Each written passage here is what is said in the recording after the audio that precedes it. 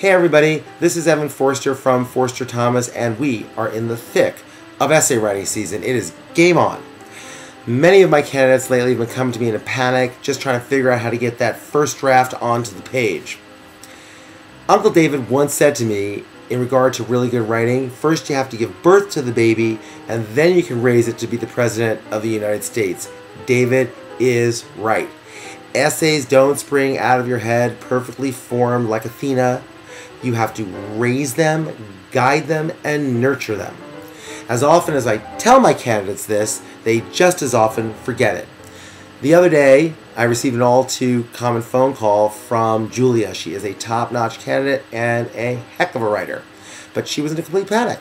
Auntie Evan, I've been staring at my computer screen for hours and I just can't get my first sentence onto the page about my leadership essay. I can't do it, she kept whining.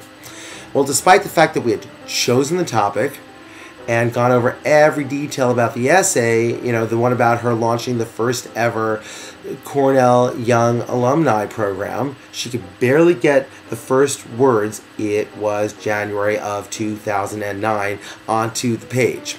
She was pounding herself with questions. Should she start off with, "It was late on a Friday afternoon in January," or should I be more specific and say that it was 4 p.m. on that January? Anyway, the list goes on and on. I think you know what I'm talking about.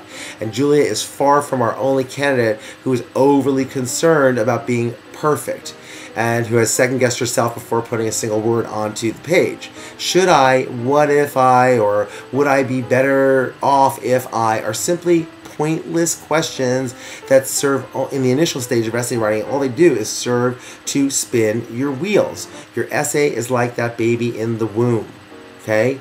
It doesn't have to be perfect right away.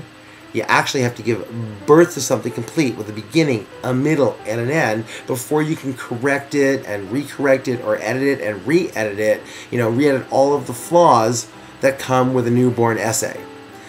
So, what's the key to a great essay? Here it goes. First, you gotta throw caution to the wind. Second, you got to ignore yourself. And third, you just gotta push that draft out of you. Now, people, you can edit. It's essay season. Start writing, and whatever comes out, comes out. You'll deal with whatever happens after you give birth to your first draft.